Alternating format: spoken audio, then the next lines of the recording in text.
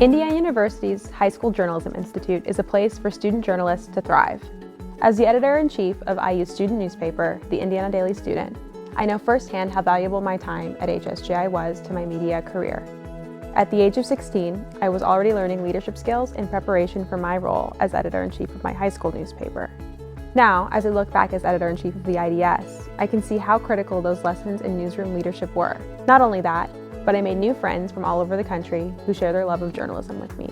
With sessions ranging from reporting, to writing, to podcasting, to yearbook, and more, HSJI offers exciting opportunities for every student journalist. You'll learn new skills and have access to the media school's cutting-edge equipment. You'll also have a chance to meet other student journalists who are excited to dive into media. Some of the people that I met during my time at HSJI are now my fellow classmates and IDS staffers. These amazing experiences all take place on Indiana University's beautiful campus, where you'll spend 5 days getting a taste of what it's like to be a student here. Jumpstart your media career today.